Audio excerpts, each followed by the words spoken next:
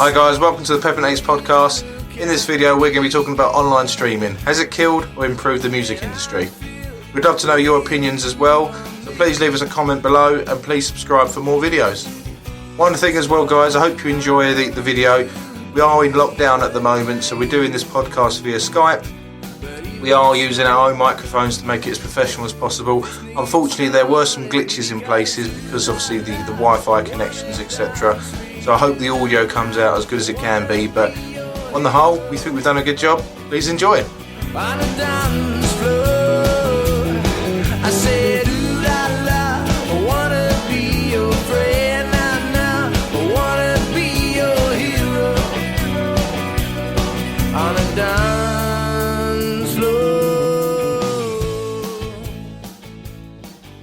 So boys, we're going to be talking about online streaming. You know, has it killed or improved the music industry? But Lewis, this podcast was your idea again, bro. So you're going to host it. Over to you.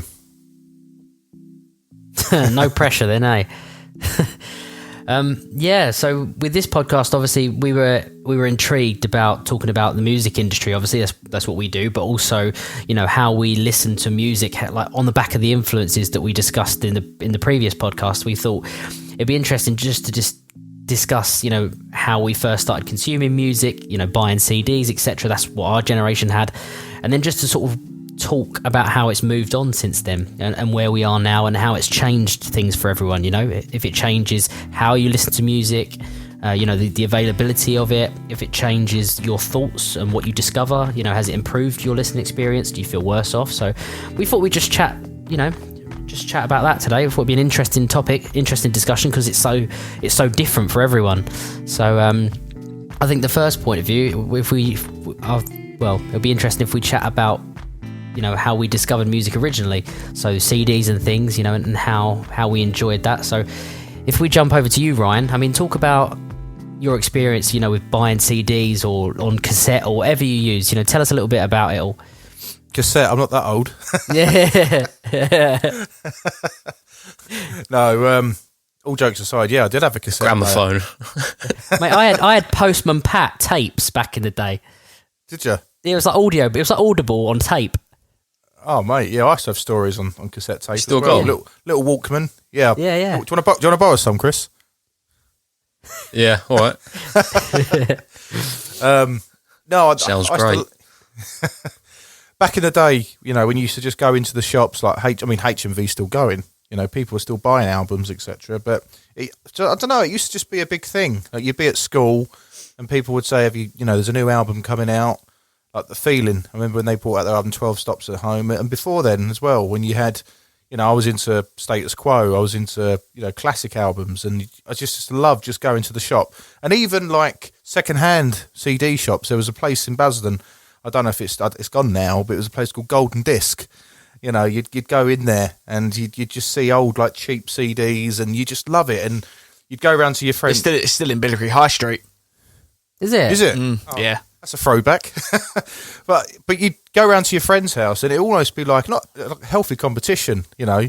You'd sort of see who's got what magazine, talking about guitar magazines here, boys. You know, who's got what cassette tape, who's got what album, and, you know, it was almost like a collection. And then you'd sort of make your own CDs as well, wouldn't you? You'd sort of make copies, etc. And you'd have like a wallet with just the CDs inside. So Yeah. there was something special about going to the shops and buying a CD. And also as well, not just that, because you can still buy CDs now. I used to find as well that I used to prefer having a CD at the time, because when an album would come out, you'd always be relentlessly playing it in the car. You know, like The Feeling, 12 Stops and Home. You know, I can't tell you how many times I played that album. And then the Beatles and things like Abbey Road, one of the first albums I ever listened to. You know, you just constantly play it in the car. Whereas now, when you listen to it on Spotify or online, it's fantastic. You can just easily listen to any song you want, which I love. But do you listen to an album in full anymore? Do you kind of respect it like you used to? Because no, you can just press shuffle and listen to anything. But no, I think, you know, we'll talk about the online side of things, but going back to the retro kind of just playing your CDs, etc. Yeah, there was a time and a place, and I loved it. And how about you, Chris? I agree with you. Well, my first listening experience was a CD, but it wasn't my own, it was my dad's CD. So we used to pick me and my sister up on a Saturday afternoon from my nan and granddad's and drive home, and he'd have I don't know if you remember it, he used to like compilation albums of like best air guitar songs, best rock anthems and stuff like that. And used to get them from Asda or Woolworths when it was around. And he had a few of those, and there were songs like Smoke on the Water and stuff on there. Tie Your Mother Down by Queen. I remember listening to what's the one with Aerosmith did with Walk This Way. We know where they did that song with Run DMC, didn't they? And that was all on there and that.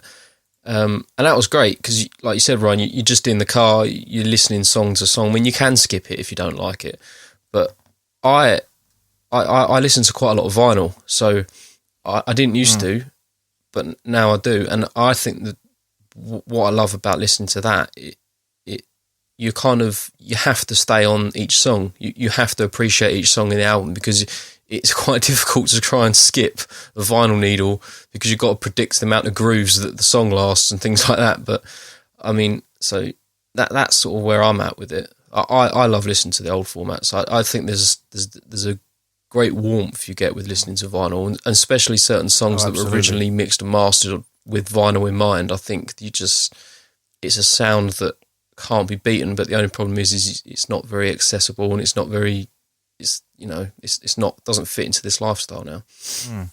Yeah, there's been a comeback with vinyl as well, hasn't there? There's been a revival, and it has been popular.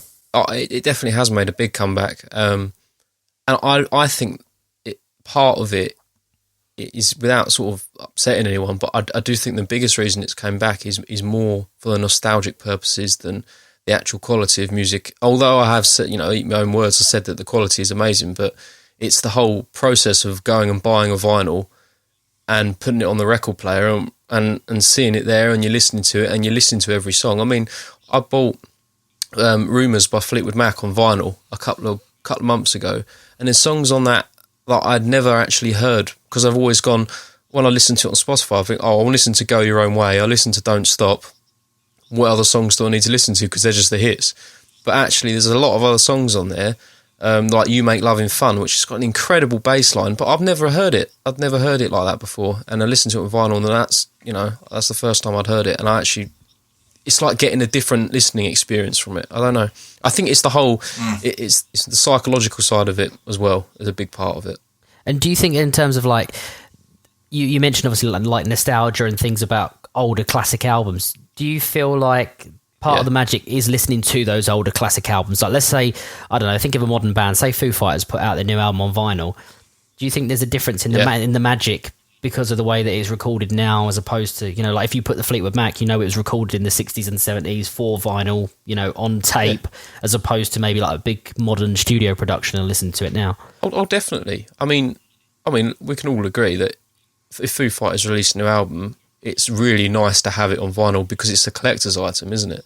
It's nice to have it on your shelf or something like that, where you could just put it out and put it on the record player, and it's a good topic of conversation.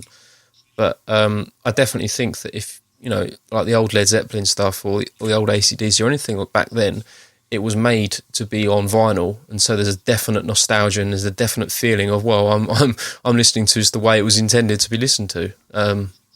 It has to be. I mean, hearing something anyways in your head, isn't it? But I mean, it has to be a part of it that's taken away from the quality of it. It's more, well, not more, but it's got to be a balance with the sound quality and the feeling it gives you by owning that record and listening to it the way it's supposed to be, I suppose. Yeah, definitely. And I mean, and obviously, like for you, Sam, I mean, what's your sort of memories of growing up listening to albums and things like that, and having them on? Were they in your car? Were they in your house? What was your... I was more of a compilation kind of person, so the first earliest recollection I can have of CDs was my mum. She used to have like the greatest summer holiday CDs and Now CDs back in the day, and she bought me a Discman as well. And when we used to go away on our little summer breaks and things, we'd drive to Blackpool, drive up to Norwich, and go down to Cornwall, and I'd have a Discman on, and she'd give me a load of CDs, and that's when I discovered all dance music and like old school rap and things like that. So that was probably when I was about 9-10 years old, maybe younger as well. And then my dad, he's a vinyl person, so he had boxes upon boxes of vinyls, and he used to play them every Sunday morning, as loud as he could in the house. So that was really nice as well. Back then, I couldn't tell you who the artists were because I was quite young then, but I used to just listen to it, and it was really, really nice. So again, that's probably when I was like 9 or 10, and that was my earliest recollection. Come up to the like bit more recently, when Chris was talking about the vinyl revival. It was the like the vinyls all coming back, and when I worked at Rayleigh Hi-Fi, they were big vinyl advocates, weren't they? They loved playing vinyl and CD quality stuff. And when we do demonstrations, always be on a CD or a demonstration. And I never realised how good vinyl actually sounds on a good record player, good set of speakers. It's actually, you get more bass in it, you get more clarity and things. So I think there is a place for CDs in modern days, and we'll obviously come on to that later. But in terms personally, it was I used to listen to a lot of compilations when I was much younger. And it was only when I got probably into college I started buying dedicated albums to bands like Green Day, bought Dookie and things like that. So that's probably my experience there. Yeah. I mean, for me, it's very similar to all of you guys, really, in that I think like the majority of my music listening was in the car. The thing is, like, as you get older and you look back, then you realise that what good taste you know, like your parents had. Like we had a bit of everything. We had like pop stuff, we had the classic 70s and 80s pop stuff, we had like the rock bands, you know, classic rock bands. Like we had a bit of everything. Always remember going to school, you know, with something on in the car, and we'd know every word and every song and that. I remember a couple in particular. I remember there was a George Michael album we always had on. There was another do you remember Gabrielle as well? Yeah, my mum had one of hers that was always on. But then we'd have things like the Stones in there. We'd have things like lots of Bon Jovi and things like that. So we had a bit of everything. So we always had something good going on. You know, we had a stereo system in the house. I think we had a vinyl player, but I don't really ever remember it being on. I know my parents had a really good collection, but it was sort of upstairs in the loft, you know, because things had like moved on into CDs and stuff. And so I guess moving on from there, from our generation growing up when we were learning music, it was the MP3 era, wasn't it? It was the era of Walkmans, MP3 players. I remember getting my first MP3 player. I remember ripping American Idiot off a CD and putting it onto my MP3 player as it was, and playing the first song for the first time and just being like, oh my God, I've got like my entire universe in this little box. It was really cool. I used to have an MP3 player that recorded, and I used to put it against my stereo in my bedroom, have Radio 1 on, press record, play my song, and then walk out. So, that was the way I used to rip music via the computer. You little rebel, you. Oh, yes. Pirate like radio. A USB stick as well, like an MP3 player on a USB stick. Yeah, it's the first one my mum got me when I started secondary school in year 7. She got me this little MP3 player, and 128 megabytes. That was the size of it. So you compare that to the first iPod to come out. What was it? 4 gigs. The first iPod. Yeah. This was 128 megabytes. So it was about 19 songs. So and so I used to record the top 10 or something like that. Old school. I remember my probably when I was about 13, 14, I think my dad had decided to buy an MP3 player, and he was sitting in the computer room, which is sort of adjacent to the front room. And he was like, I can't believe it. He said, you can fit like 100 songs on here or something. I was like, I can't even imagine having 100 CDs on me. But it's part of the charm, isn't it? Because then you like you say, you're walking to school, you're walking home from school, you're not, you know, you're just chilling out in your bedroom or whatever, and you just got access to everything you could imagine then and there, which is really cool. So the fact that we grew up with that, I think, is really cool. When I was learning guitar and stuff, I had an old Sony Ericsson phone, and it didn't have Bluetooth, had infrared on it, and I used to try and get songs on it through my mates. Oh, I got this, I sent it to you through infrared. Why ain't it working? You know, you'll try and access your emails on an old phone or something. I remember the stuff like that. It's really cool. But yeah, it's a good, interesting time, wasn't it? And then I think we, even then, like you'd get your MP3s, I still put them onto CDs and things like that, so I could have them in the car. Because at that point, I think, you know, aux leads and things, that was only come into fruition later. But do you remember, you'd still get your MP3s, you'd whack it on a CD in Windows Media Player, and straight into the car. Yeah, and you'd burn it in the wrong format so they wouldn't come out properly. yeah. That's why I started buying the CD rewritables. My first car is an old Renault Clio, and it didn't have a CD player, it just had a tape deck. So my dad bought me them, you know, you can get them tape decks. Tape to MP, tape to aux. Yeah. That's great. That was. I had one of that was the best thing ever made. I had an Nissan Micra, exactly the same thing, mate. Only had a tape deck. So my mother-in-law bought me a tape to the little auxiliary lead on it. Jesus, they're great, aren't they? I think I still got it. You was loving life. Oh, absolutely. Yes. You know, you're 17 years old, driving to college with your like heavy metal music playing in the red Micra. Yeah, best format. Yeah, bloody hell.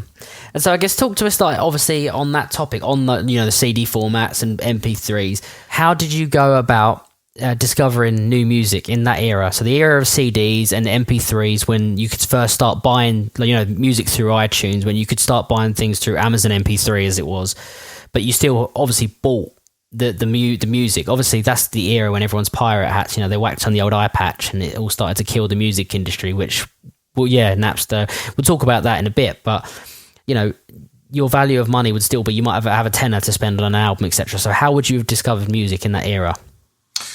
Good question. I think in that era, I think it was a mixture of things. I think obviously during school, people would talk about certain artists and certain songs. So you'd go, right, I want to hear that, and you'd download it. Top of the Pops was still current at the time, in the sort of the early to mid 2000s. So you'd kind of get a preview. A lot of the time, it was just research because you'd still go online. It wasn't as sort of, you know, easy accessible as it is now. But you'd go into your computer library, for example, or the desktop, and you just see what's coming up. I used to you know, buy a lot of rock magazines and see what was coming out. But if I'm honest, still to this day, I don't really listen to a lot of modern stuff. I mean, if I hear a good album or there's a good artist that everyone's raving about, then I'll check it out. But even back then, I was really into the Beatles. I was really into the 70s. I was really into a bit of 80s. Loved Quo, loved T-Rex, loved the Beatles. You know, loved the Police. A little bit of the 90s. So from my perspective, I was just more keen to download, if I could, you know, the albums, live tracks as well. I had a phase in the sort of the mid 2000s where all I wanted to listen to was just live albums. You know, like Queen live at the Milton Keynes Bowl and things like that. Green Day, you know, when they did was it live at Milton Keynes Bowl they played as well? Yeah, Bullet in the Bible. Bible. Did the American Bible. Yeah, I was just obsessed with live stuff. That's all I wanted to listen to and buy CDs and obviously download the tracks. And that's another thing we can come to as well is equally at that time, before obviously iTunes was popular, one of the reasons we had to come into the online world is because people were, you know, downloading songs illegally. You know, you used to have things like, was it Kazaa, LimeWire, BearShare? Yeah. Oh, I had LimeWire. Yeah, that's a throwback, isn't it? Yeah. So none of us, you know, illegally pirated songs, did we, guys? No, definitely not. No. We just know the names of the software. You couldn't get away from it, could you? It was all over the news. That's what everyone did, though, wasn't it? There was no penalties or things like that, or at least that I ever knew of. That period of time, you know, where copyright letters and DMCA notices and all that never seemed to. Maybe it existed, but I don't ever recall hearing about it. But that's really how iTunes took off, and how you had the iTunes charts, and how they had to incorporate streams to be a chart hit now, because eventually, even before they made, you know, Spotify and all these other platforms, you know, everyone was, you know, illegally downloading songs. So it got to the point where they had to adapt to it. So, what about you guys? What about you, Lou? I mean, what did you do in that era? How did you hear about songs, and how did you discover new artists, etc.? I mean, it's a good question. I think, to be honest, just friends telling me about stuff. Obviously, like Ross, my older cousin, we were obviously really close. Like, but we both learned guitar around the same sort of time, so he'd turn me onto a lot of stuff because my uncle has like an amazing taste, amazing collection. So Ross would be into a lot of things like Rush, so he'd turn me on to stuff by them.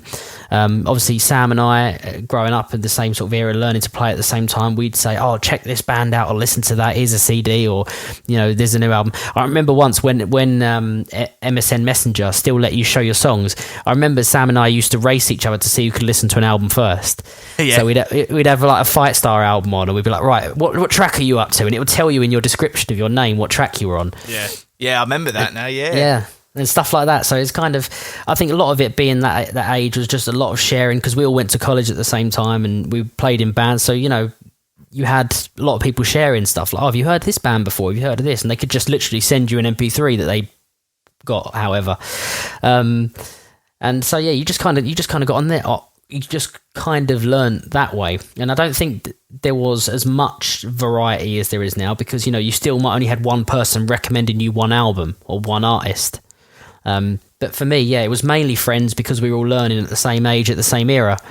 So it was very much like that, It was kind of person A says, oh, have you heard these? And, oh, okay. And then because I've always had quite wide taste in music, I wanted to learn a bit of everything.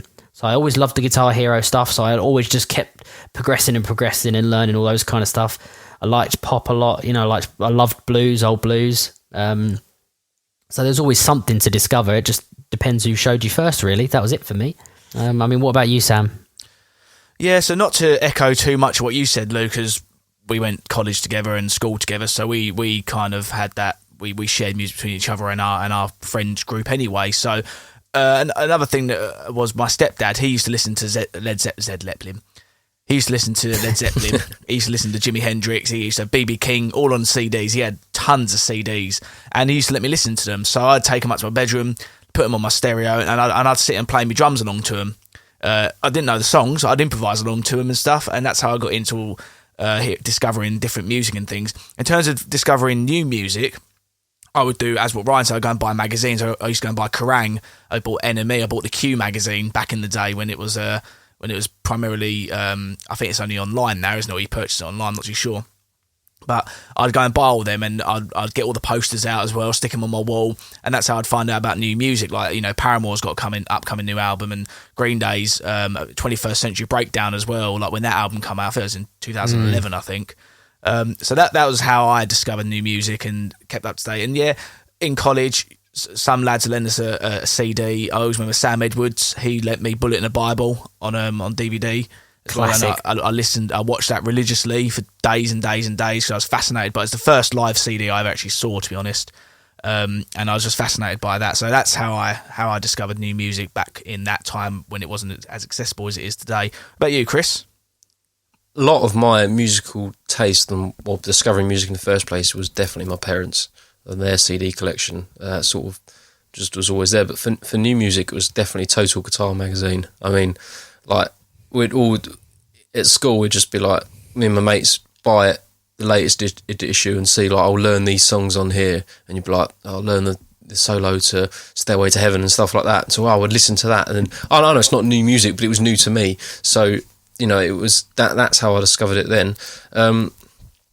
But like now, well, just discovering, I suppose it's just, I've always tried to engross myself in as much music as physically possible to engross oneself in. I mean, at the time I was constantly looking for new stuff to listen to. I think it's just like, I can sort of work out how to play that now. Oh, well, let's just try and learn something different and learn something new. So it was just all of that, really. I just literally just try to find as much music to listen to as possible. I still do the same now. I mean, I'm constantly looking. I mean, I go on Spotify and I'll be like, right, I love one of the bands I religiously follow is the Marcus King band. I actually just think it's brilliant. But then I'd look on their artists you also might like. And I just go through all them and listen to all their albums, find them, follow them on Insta, and just follow it like that, really. But I suppose at the time when I was younger, it was definitely my mum and dad, what they listened to, and definitely what my friends were influencing me to listen to as well. Hey, it's an interesting take. It really is, because it's like sort of say, everything's slightly different, but you all got a personal touch to it. And I guess from there, if we jump into the world of Spotify and music streaming, I mean, I can remember, I think I signed up to Spotify pretty much the day that I remember seeing it advertised in England. We were on the train to college. I opened up the page, opened up the Sun, landed on page 3 by accident, and then flicked over, to the next page, and there was an article. How long's down page 3? Yeah. And what's this Spotify crap? Right? Did it take you a while to open the pages, Lou? Yeah. It was a slow burn.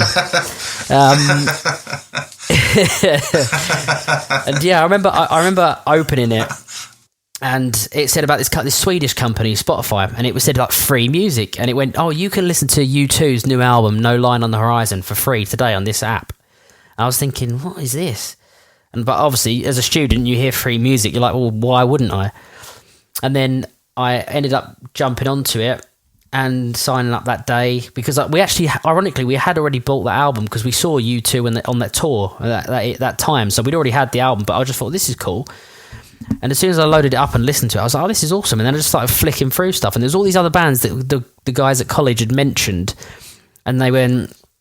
And I could literally all of a sudden just play it because there wasn't ads and things at this point. You know, it was literally just pretty much... I couldn't tell you the quality and all that, but it was just... You just press play and it worked. And I could listen to everything. And I was like... So, like, if some of the guys at college had been like, oh, have you heard this band? And I had no interest in buying it, but I was curious to hear it. I could literally then just have access to it instantly. It was absolutely fascinating.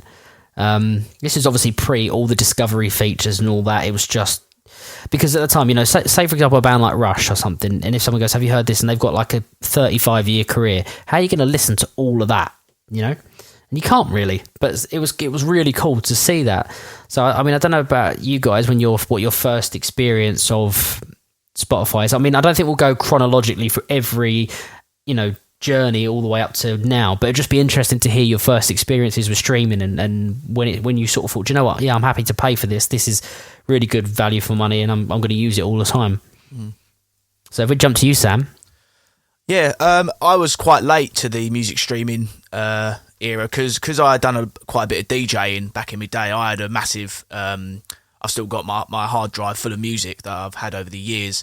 It's got loads and loads of songs on it. So I used to just put that on my iPod or on my phone, and I'd listen to it that way. The first time I started streaming was when I signed up to Amazon Prime. That's when they started doing Amazon Prime Music.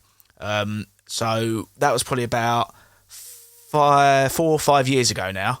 I've done that. So yeah, I was quite late to the streaming side stuff. So I started listening to Amazon Prime, but I noticed that the music database was quite limited. There wasn't much on Amazon Prime, and I wanted more. So then I signed up to Deezer, went to Deezer, had a free account for them for a little while, and then I've got a paid account, and Deezer, yeah, brilliant. I had all that. And then I went over to Spotify. So I cancelled my Deezer, went to Spotify, and I had Spotify for a few years. And then, thankfully, through work now, I get Tidal through work. So I cancelled my Spotify, got Tidal, and I'd never go back to anything else. So Tidal is absolutely brilliant for what I use it for, because I use it for work as well. So I was quite late to streaming, but I've tried them all. I've tried all different ones. Yep. And how about you, Chris? I don't know if it counts as streaming, but my first experience with the sort of a similar thing was actually just using YouTube. I used to put in the go, and I didn't even have Spotify. And this is probably as recent as 4 years ago. I've only very new to Spotify. About 3 years I've used Spotify, and only about a year for Spotify Premium, which is weird. But I used to, on the way to work, I used to be like, I put a playlist on YouTube and just leave it on. I didn't even have a Bluetooth car. I just left it on the passenger seat, playing YouTube videos on the way to work with an auxiliary cord. Tried my hardest not to look at the phone while I'm driving. But disclaimer. Street, as I said, 3 years ago, I signed up to Spotify. I had to deal with the adverts. I hated it, especially because I do a lot of sports as well. So like running or something, I'd put Spotify on, it'd be like 5 songs, it'd be like an advert blaring in your ears, and you can't even turn it off because you're on a run, and it used to really wind me up. It's just, so, Spotify Premium, probably about 18 months ago. I haven't looked back since, really. I can't. It's just brilliant. I mean, I just get in the car, put the Bluetooth on the car, just listen to it, and just put... I mean, I love the fact it makes playlists for you, like as to what you'd listen to or what you search. I just think it's brilliant, because I've got it gives you 6 or 7, doesn't it, of your what you'd listen to in the last sort of month or stuff, and it just puts it into playlists for you. I mean, not everything on there is right, but I found a few, and I just thought, yeah, that's brilliant. Every song on there is an absolute banger. And it even puts new music in there that you haven't heard before. And then it does the year thing, doesn't it? Oh, this is what you listened to most of the last year, and then you remember things that you'd listened to and forgotten about, and it's just great. So yeah, that was my introduction to it. So quite new to it, really. And Ryan, you were sort of joined later, didn't you? And I always remember jumping in the car with you, and you'd always have really good CDs playing. I think you joined a little bit later with that side of things, didn't you? Yeah, I was a late comer to the whole streaming world. I think you introduced me to Spotify, Lou. I remember you actually told me the news about the Bono album, the U2 album, actually, when it was free, and I was like, whoa, really? I was similar to you, Chris. I used to listen on YouTube, like I still do to this day. Listen to a lot of albums and tracks on there. But yeah, I think it's more recently that I've sort of converted to like Spotify Premium. My parents have got Amazon Prime, Amazon Music. So yeah, and I love it now. I think it's great that you can just search any song and play it. I think on that though, guys, I mean, I know we're going to come to in a second in terms of has it killed the industry or, has it improved it? I mean, personal preference now. I mean, what do you guys prefer? I mean, for me, I actually prefer streaming. It's weird that I said that I'm a latecomer. I do prefer the old school CDs in a way because I'll always remember the spark, like I said, of going to the music store and buying your album and having the artwork and all that kind of stuff. But at the same time, I don't like clutter. I don't like things laying about, etc. So I love the fact that it's convenient that you can have all your music just in one database. You can search near enough. It's unlimited music to a point. And it's also good for up-and-coming artists, isn't it? It's a fantastic platform with YouTube as well, which is technically a streaming site. So, and we've done other podcasts where we've spoke about YouTube and how you can kind of make your music grow and what we're trying to do as well. So, personally, I think streaming all the way. But what about you, Chris? What's your views? Well, I'd split it into two, personally. I'd say when I'm at home, 100% vinyl. Nothing beats it. When I'm out and about, driving, maybe even just in the kitchen washing up, so obviously got a little Bluetooth speaker out there streaming. It's the accessibility of it. I mean, it gives music to you anywhere you go. But when I'm at home chilling out, I just think putting on a vinyl can't be beaten, personally. Fantastic. Sam? So I prefer streaming personally. Same as you, Ryan. Don't like clutter, things like that. I have still got CDs during my loft, but for the convenience of streaming and the quality of streaming you can get now, I mean, I've got a Sonos player at home. Does the job for me. I don't listen to much music indoors, to be honest with you. It's mainly at work I listen to it on the way to work. But I just find it so convenient just to get my phone and stream now. That's just my personal opinion. Lewis? Yeah, I mean, I think that it's a very easy answer in that streaming is always going to be better if you're coming at it from the context of convenience. There's no comparison. I think the interesting thing is your more interesting aspect of that question is, did you enjoy it more for when with the way the format was limited with CD because it had to be in a certain time, so it had to be in your living room, it had to be in your car, and did you consume and enjoy it more than like unlimited playlists, algorithmic discovery systems, because it's changed absolutely everything. I don't know what it is, I've got a complete curiosity with things like streaming platforms and algorithmic discovery playlists and how they present content to you and things like that. For me, user interfaces are really important. The way they present to you the content affects me massively. So I find with Spotify, although they have things like like all your discovery mixes, your release radars, your personalized playlists, on Spotify I just tend to search for things I like and I'll just listen to that over and over again. If I'm using Deezer, I literally have the discovery stuff on constantly and just stumble across stuff. I had Google Play Music and I just sort of stumbled across stuff. They're all like different. The way they present the content to you in the platforms, I think, changes how you listen to it quite a lot. Spotify now is incredibly playlist heavy, and the primary reason for that is because they can generate so much more revenue. Like on the topic of obviously, playlists and custom curation and stuff. We've got some stats up just to show you at the moment. So it's from Ditto Music, who are a music publisher, and they actually can help you get all your music on all the streaming platforms. So Apple Music, Spotify, Google Play, or YouTube Premium, or whatever it is now, YouTube Music. So Napster pay 0.019. So this is interesting for anyone who's interested in like ethical. If you pay for a subscription, you want your artists to get more. This is quite an interesting one to look at. So Napster pay 0.019p per stream. Tidal Play 0.01284p per stream. I've got no idea what the hell that translates to. I don't know how you can get point something of a p. Apple Music 0.00783. Google Play 0.00676. Deezer is 0.0064.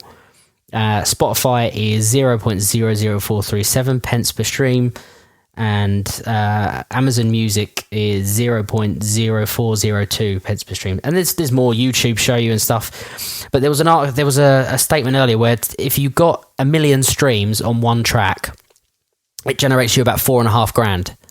So even if you're Ed Sheeran, you're not really making as much as you think you are. But that's what's interesting about playlists, because that's why they're all on your streaming service home screens now, because one play will generate more money for the streaming service and the artist than it will an album.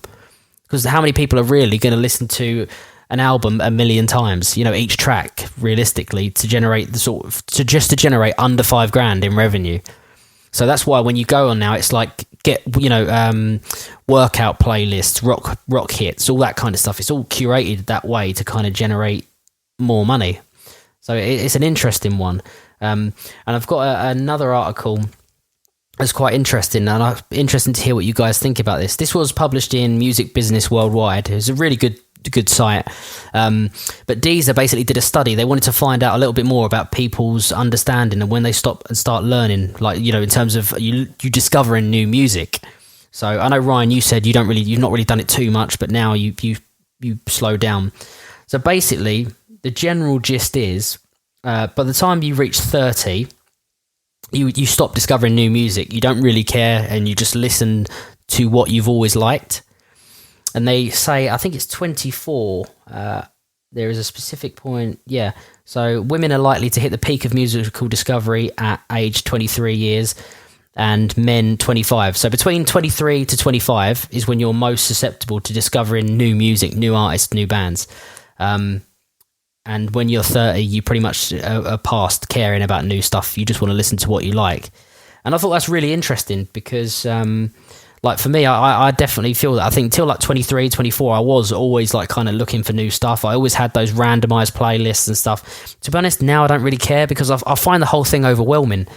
I don't really feel like I have the time to invest in listening to an artist's entire back catalogue. So if you look at, let's just say Motorhead as an example, amazing band, but they've got a 40-year career and how many albums? And I think it's also interesting because it kind of shows you how invested you really are in an artist. If you love them, you're going to listen to that album over and over again, or that song, or their back catalogue. But, there's no way we can consume the amount of music that we have available to us now. I don't know what you guys think about that, but I find it overwhelming. I don't particularly look for anything new anymore. And I don't even, to be honest, I don't even really find music that and this could be a case of burnout, to be honest. I listen to it a lot, especially when you're at home and you've got it on in the background all the time. I don't even really get that much enjoyment out of things I've always liked to listen to in the past. I kind of like to try and find something totally different, which is why I've, on the Spotify Wrapped playlists that we discovered, the last 2 years, my Wrapped, your end of year reviews have all been pretty much hip hop stuff or rap stuff, totally different to what I actually play, what I actually do, just because it's sonically different. I've sort of heard guitar, drums, bass so many times that the electronic side of it and the EDM stuff is different sonically, so I get a lot out of that. And because I don't really understand it in terms of, I know how to play a guitar, I know how to play chords, I know how to construct a song, something totally different like that is quite interesting because I've got no reference for it, how they program the drum patterns, how they synthesize and they use sampling and stuff like that. I think it's really interesting. So I've got a lot out of that in recent years just because it's so different. So, that is an absolute rant. No, that makes perfect sense, though. And, it's great. It's really fascinating to see that in terms of 23 to 25. Personally, I kind of stopped discovering music when I was about 18. But ironically, now I'm 30, I'm actually more susceptible to new artists. Do you know what I mean? I actually want to listen to new music. So obviously that's not factual for everybody, but if you go by, stats, that's really interesting. But on that, and it's also good to look at the figures that you had there, Lou, in terms of how much per stream will cost what the artist will generate from it. The question really, the theme of the podcast is obviously online streaming. Has it cured or killed the musical industry? We've got third-party opinions. We've got friends, family, followers. They've sent a little clip in and sent us some comments of their opinions. So over to you, Sam. I'll let you share, obviously, their views.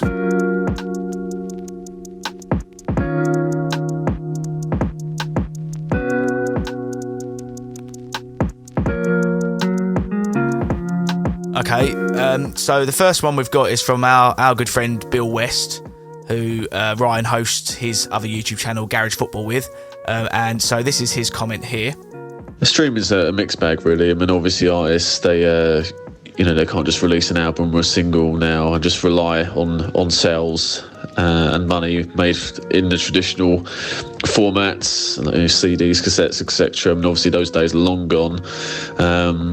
So they have to rely on other means. Streaming is one of those now. I mean, it's a lot easier to find new music as a music fan and listener. It's a lot easier, just a couple of clicks, and you find different categories and playlists and all sorts. It makes things a lot easier from a listener point of view.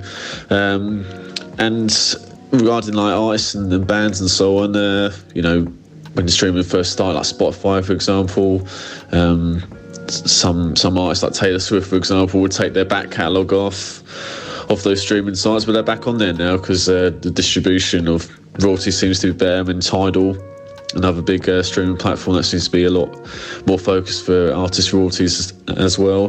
But if anything, it's probably made live shows better, and artists seem to be performing more gigs now because that's where their main income is now. But I still believe though that the cream does rise to the top. You still got to have that bit of talent and something different out there. And if anything, online is where it's at in terms of even finding new artists as well. MySpace back in the day, and there's plenty of artists that have did YouTube covers, but I've got record deals out of it. So streaming has harmed the industry, but it's also been beneficial as well. So that was Bill West, who is our good friend, who, as I say, he hosts Garage Football with Ryan. We also got a comment in from Steve Mack, who is a follower of the band. So we will play that now. Yeah, well, you see, even just the way you framed it there, it changes perspective on everything. It depends what the motive is. If we're looking at opportunities for people that would never get seen, or merchandising, or record contracts, totally different aspects every time. So the answer would vary. So it depends what the emphasis is, how many people would not even get seen if they didn't have this online presence. One is in the side of let's say financial reward, maybe for the record industry, the agents and stuff like that, versus the opportunity to get seen and to make the merchandising or any profit making of it be part of your own commercial package. How you present yourself, how you can do your own recordings and make them as professional as possible, etc. So yeah, really wide-ranging points of view that can be taken from any angle. And I would hate to be so focused just in one area. When I commented on Facebook, it was just to take that away, that you can't stay in the past too much, but you should drag along with you the good bits. Going into the future isn't a matter of forgetting everything from the past. Everything is an evolution, and what drops off at the back is usually the stuff that doesn't work well. Yeah, so that's good comments from Steve there. Next we've got my brother-in-law Brad, who follows the band, and then following that would be my sister, who also follows the band. So they're parents to my niece, who absolutely loves the band as well. So I just asked them to give us a little comment. So if we listen to Brad first. So the question you posed this week is quite interesting, and really you've got to ask yourself, what are the goals of the music industry? If you think the goal is for them to produce music, get it in the hands of millions of people and for them to get enjoyment out of it, then streaming services have absolutely enabled that to happen. If you think the goal of the music industry is to make money and to provide economic gain, then maybe not so much. A lot of the things in the economy related to music industries are shut down. Shops have, physical media companies producing CDs, they've all gone as well. So really, I think you need to ask yourself, what is the goal? So now we'll hear from my sister, who's a massive music fan in general, and she's a follower of the band as well. No, I think it has maybe killed off compilation albums and the record shops, but I think it has made unknown and up-and-coming artists more accessible and known. I think it has also made music more portable, like there's no more carrying around CDs with you everywhere you go. I think it has made music cheaper. Like, why pay £10 for one CD when you can pay that for Spotify for 1 month? I think another advantage is that artists now go on tour more to make their money. So you get to see whoever you want to really a couple of times a year, like Ed Sheeran, than just like once every album. Yeah, so thank you to everyone who sent in their voice clips.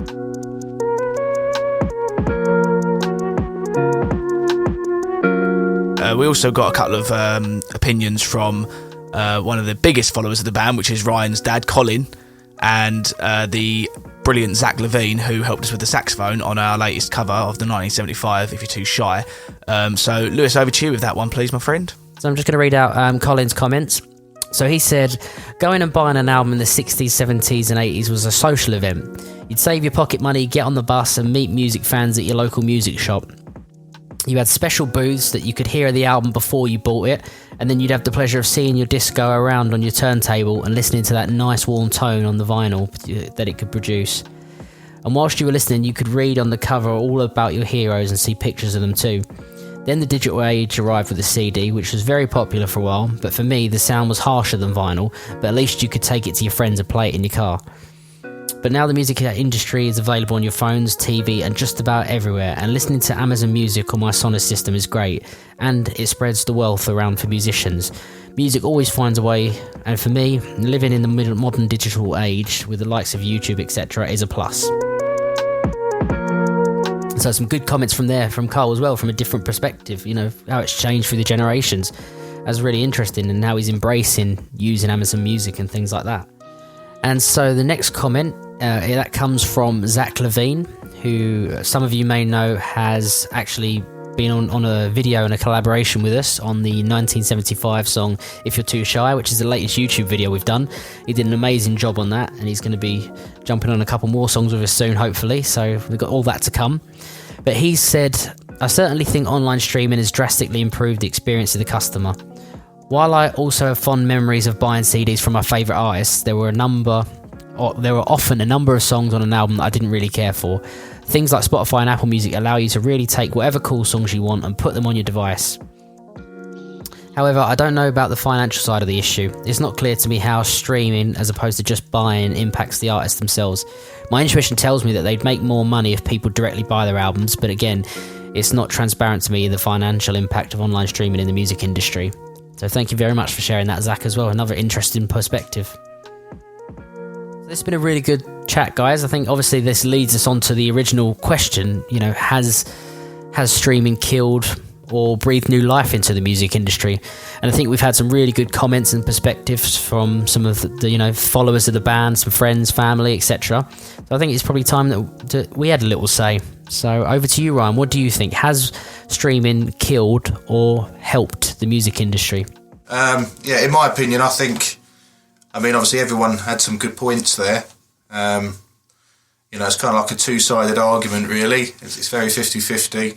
I think, yeah, if you go by physical sales, I think it kind of has killed the industry. But on the other hand, personally, I think it's been a fantastic improvement to the musical world, because, you know, you think how many unsigned artists have a platform now, not just Spotify and things like YouTube, you know, but like I say, with websites like Ditto Music, etc., you can afford to release your own music without a record label. And like I say, any album, if you pay a premium, $9.99 a month, I mean, $9.99 is usually what you pay for an album. So the fact that you've got the full back catalogue, I think is a fantastic thing. Now, if it's a business perspective, an album now, you don't really, I know you showed some good stats earlier, Lou, about obviously how much the artist gets per click, etc. But you're not really going to make money from albums anymore. That's really just clickbait to get people to pay to come to your concerts or to buy your merchandise, you know, or buy your books and things like that. So an album is kind of what gets you more fans and keeps your fan base happy. But you're really going to earn your money from, you know, concerts, etc. So that's my opinion on it. I think it's actually improved the industry. And thanks, Ryan. And how about you, Sam? Well, personally, I think online streaming has helped massively. I'm talking more from an end user perspective. So, because music today is so much more accessible than ever, especially with niche, under the radar, or even unsigned artists, which I love finding. So for an example is there's a musician named Eklo. He does tropical house music, and I never heard of him until I recently heard on Tidal Jonas Blue, and it came up recommended artist. So if you go to like HMV or Zavi, if that's still going, it's very unlikely you'll find Eklo's CD in there, or even your supermarkets as well. I think because they're mainly showcasing popular music, chart music, albums, things that everyone is kind of listening to at the moment. But I'm not saying there isn't a place for CDs. I don't like buying CDs. I used to love buying them on the break at college, and I used to have them in a CD sleeve in my car and stuff, playing them, at home. But at the end of the day, I ended up ripping the music off the CD and put it on my MP3 player as well. So it kind of it wasn't, CDs weren't really required for me. But I think it's helped it massively, just making content so much more accessible, and especially to lesser known artists. But on the flip side, it's affecting like local stores who are struggling to stay open. But I look more from an accessibility point of view. But then if you think about it, vinyl's making a comeback, so maybe it'll go full circle and CDs will come back as well. But personally, streaming, I don't think it's killed or harmed the industry at all. It's actually excelling it, especially for lesser known artists. Nice. Thanks, Sam. And Chris? I think there's two sides of the same, well, I say not two sides of the same coin, but it, for a listener's perspective, 100% improved that side of the music industry. Like I said, it's so much more accessible, so much more in your face. It's wherever you go. As long as you've got a smartphone or listening device, you're away.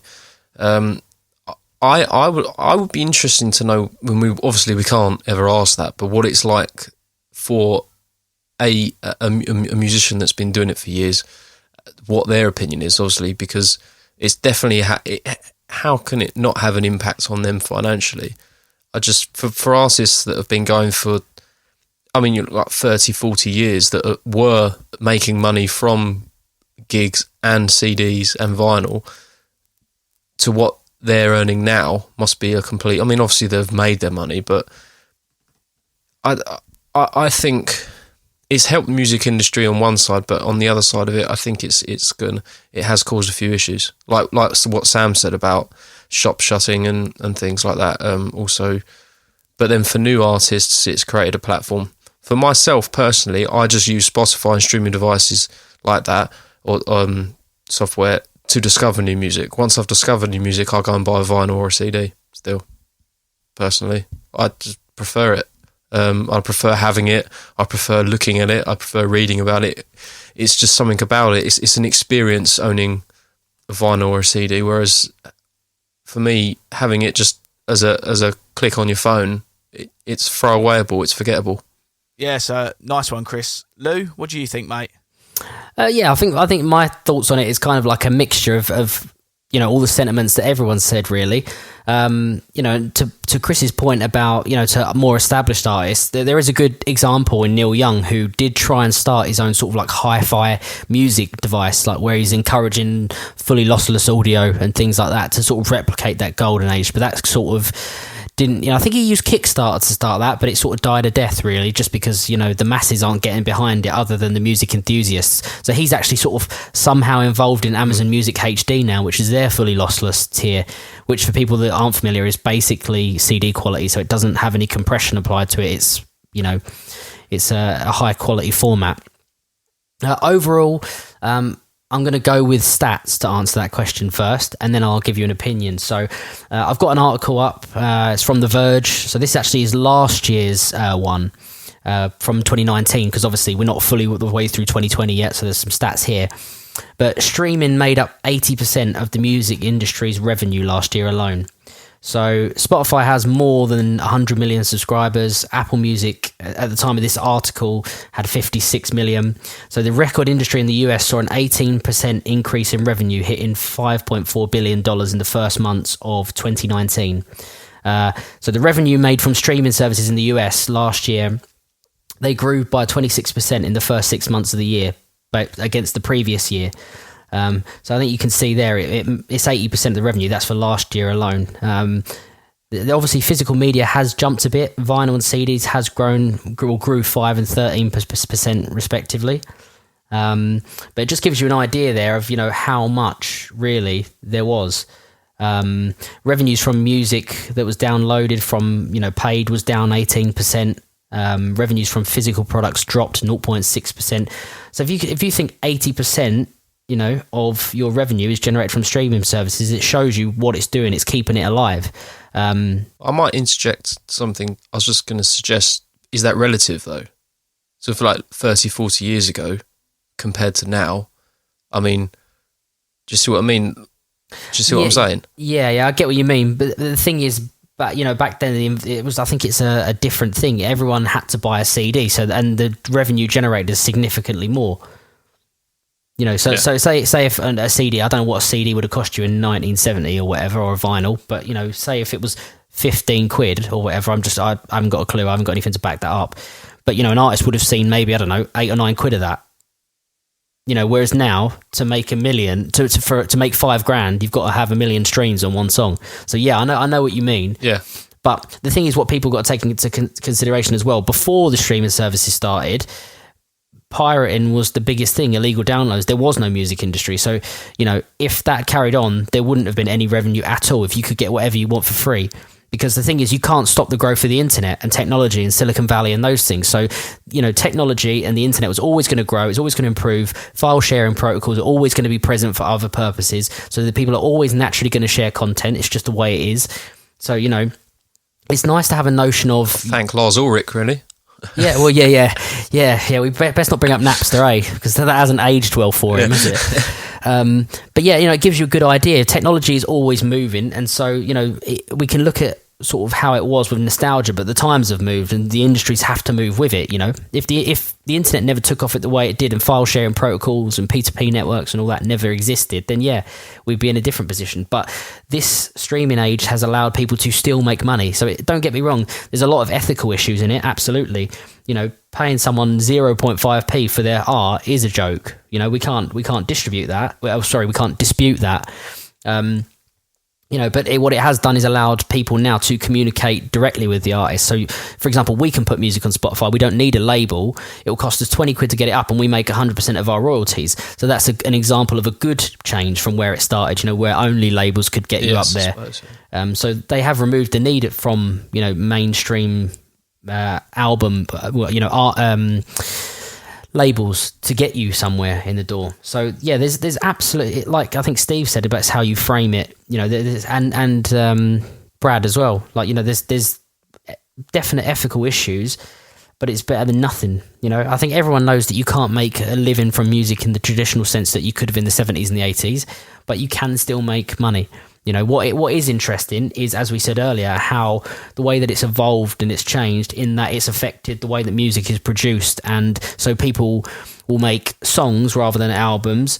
And, the way that the money is generated is through playlists. So if you get on Rap Caviar, as an example, on Spotify, it's a very good chance you're going to do really well, because, if you make it on the top on the cover of one of the biggest playlists on the platform, you're going to do really well for yourself. But it's also changed how people write songs. So if you think of a traditional song, for example, you'd have a verse, chorus, bridge, outro. Now they're actually starting songs with a chorus to get you hooked in the first 30 seconds to keep you listening to the song. I haven't got any examples up because I can't think off the top of my head, but I had a few the other day where they'll show you the song starts with the chorus, just to kind of get you engaged. So it's changed everything. It's changed the way songs are made, it's changed the way that money is distributed, but it's also changed the options for artists, as everyone said, and it's also stopped, people getting paid zero. So, yeah, I think everyone agrees ethically it's not right to get pretty much nothing for all your hard work and your years of, craftsmanship that go into being a good artist.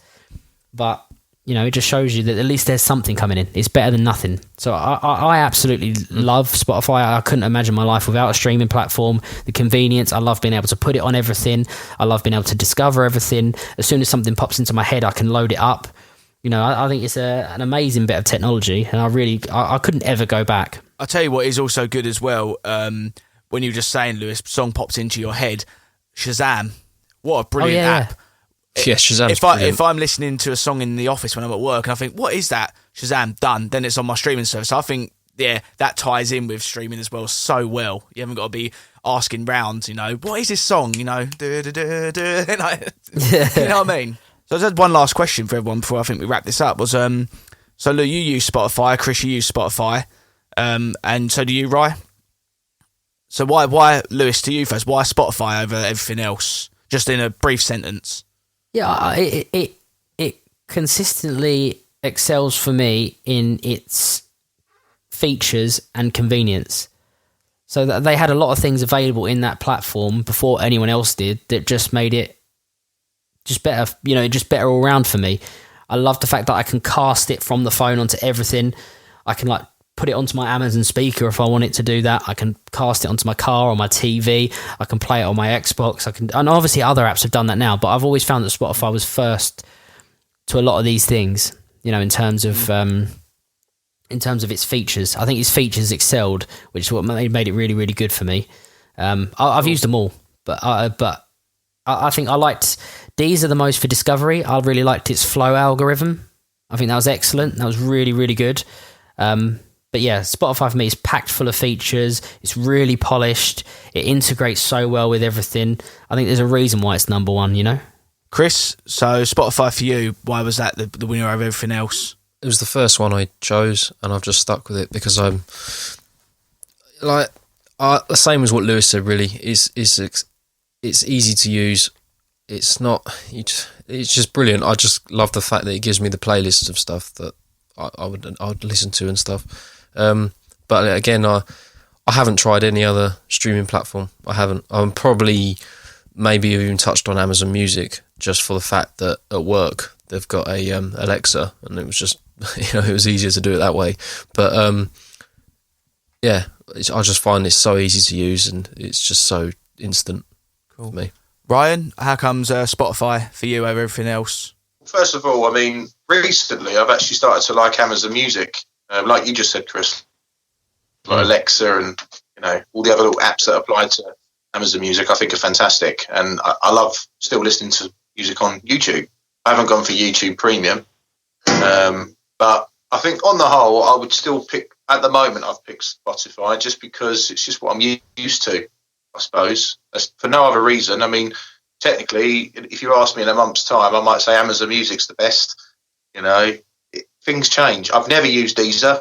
I'm sure it's a fantastic app, fantastic bit of software, but I've never used it. So Spotify wins for me purely just because I know how to use it. It's nice and easy. You don't have to use Spotify Premium, but these days you pretty much want to, because if you've got an album, for example, you go to click on a song, it just does a random shuffle. So it's a fantastic world that we're living in, and may it continue. And Sam, how about you? I know you said you used Tidal. Has that always been your favourite? So like I said earlier on, I started out with Amazon Music, not enough content for me. Went to Deezer. I found with Deezer, like you said, Lou, I love the flow of it, but I found that after a while, it started playing tribute songs rather than the real songs. I don't know if that was just because of my stream, I don't know, but that's what I found. And then I went to Spotify, and yeah, Spotify was brilliant, absolutely loved that.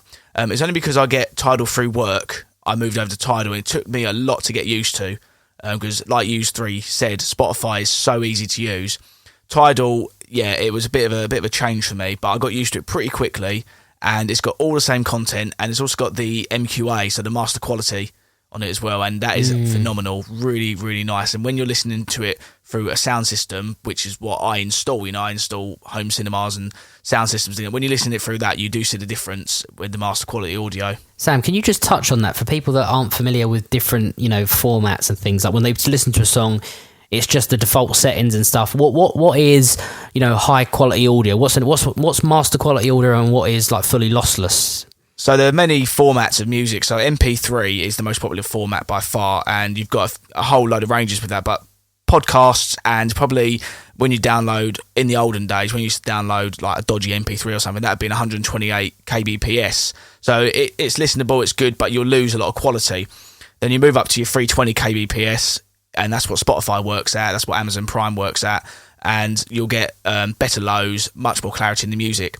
Then you start going into lossless audio, so WAV, FLAC, things like that, and they're bigger file sizes because they've got a bigger bandwidth to them. So you've just got much more clarity in the songs, and there's much less processing on it, much less compression on it. So you're hearing the song as it was heard in the studio. So that's what CDs are. They're at FLAC quality. In between, you've got like AOFF and I think it's Ogviz or something. I can't remember what it is off the top of my head. It's like an Apple-based one. Yeah. Yeah, Ogvorbis, OGG. Yeah, the FLAC and WAV are the highest quality ones. You can get that in different bit rates as well. It gives you more quality audio, but it's just that it's lossless. So the higher up you go, the less detail you lose in them songs to MP3, which is all compressed just for file size. Because you notice that a WAV file could be 60 meg, whereas an MP3 can be 12 meg of the same song. It's just because of the amount of quality that is still in that song. So that's just a brief overview of it. I've probably got some bits wrong in it, but from what I've seen, that's just what it is. Yeah, and so just to anyone listening to this, if you don't know, like as Sam said, if you wanted more higher quality for a better sound system or stuff like that at home, you can use Tidal, which has that feature. Deezer has a lossless feature, and so does Amazon now. Amazon now have Amazon Music HD, which actually is a really good price. It's like $12.99. So if you have Prime anyway, for fully lossless, you pay £3 more a month, and you've got high quality audio as well, which is really good. I mean, obviously, lads, this will never happen. It's just hypothetical, but in terms of respect, would you respect the artists more if you had to just buy their albums individually? If we was in a world where it was kind of like the iTunes world, where you buy the individual singles or the albums, what would you prefer? Would you prefer just to buy the CDs or still buy the digital albums going forward? And what would gain more respect? Start with you, Lou. I'd buy the digital albums because I'd never want to lose the convenience now, especially because I commute and things like that. There's just no way. I actually tested this theory a while ago. I had an iTunes voucher that I found in one of my drawers that still hadn't used. So I thought, do you know what? I'm going to buy an album and I'm going to just listen to that and see if it does anything different for me. And it did absolutely nothing different. I didn't listen to it any more than I would have done.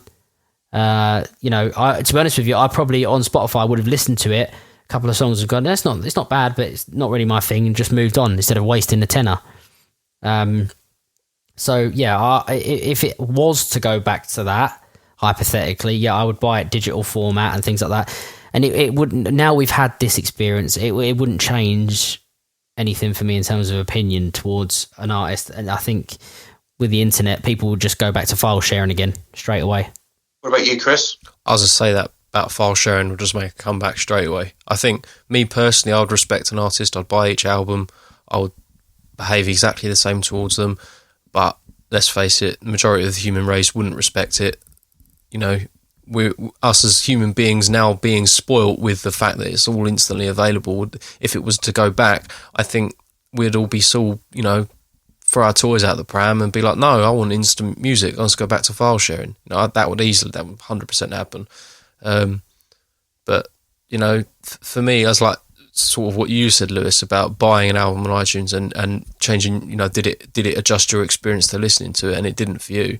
I think for me, I did a similar. Well, not like it wasn't a conscious experiment, but I'd listened to a song called "I'll Be Creeping" by Free on Spotify, come up on my playlist, and I'd actually borrowed the vinyl off of someone from Lucy's family.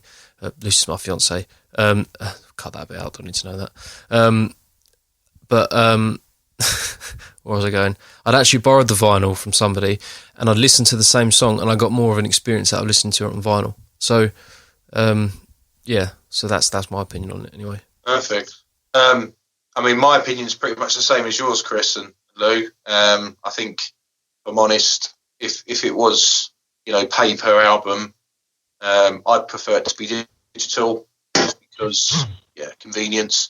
And you're right, you'd respect the artist just by buying their stuff, and people would still file share, and it would never happen. But what about you, Sam? What would your preference be? Digital all the way. I'm the same as Lewis, just for convenience, unfortunately. I get in my car, get in my van, my phone starts up straight away, and you can even ask your car now these days to play a song, can't you? Or you can navigate on any screens in your car. So it's just convenient, save fiddling around trying to find a CD you want, put your CD in, the disc scratch, so you can't, it skips all the time. So yeah, it's mainly for convenience for me, unfortunately. As selfish as that sounds, it's just easier to have your phone, away you go.